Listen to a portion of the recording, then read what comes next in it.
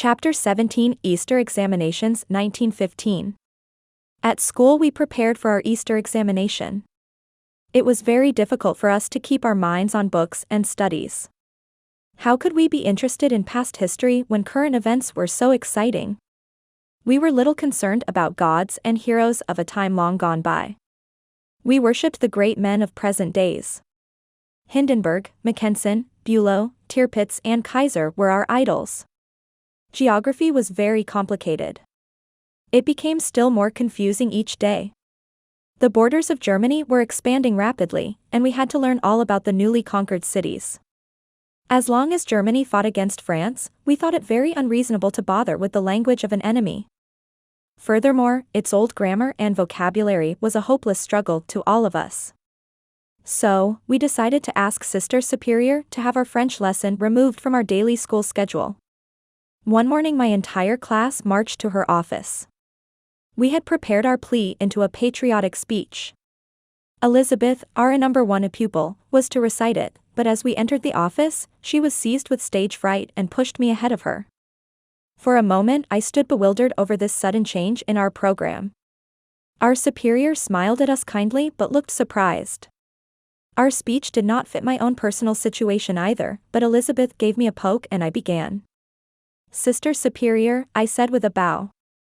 With a most theatrical gesture I pointed toward the girls behind me. We are German women. I paused. Our fathers and brothers bleed at the Western Front. I paused again. I spread my hands with dramatic emotion. We are ready for any sacrifice.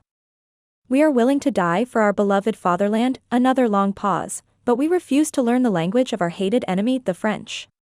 I shook my right fist above my head. The girls behind me clicked their heels.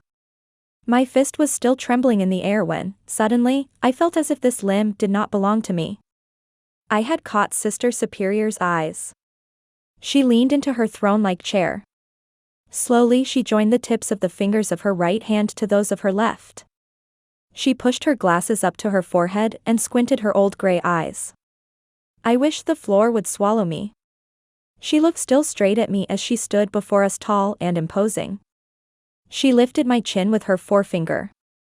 Greta, she said, gently, I am proud indeed that you, too, wish to belong to Germany. I know that you spoke for your classmates whose fathers and brothers fight against the French. She replaced her glasses and continued, I am happy to think that you girls are ready to do your duty for the fatherland. Germany is in great need of courageous support. We pray to our saints and the Virgin for God's help. But, she said, with a sudden flash in her eyes, even a conqueror should not be robbed of his intelligence. Someday France and Germany will no longer be enemies.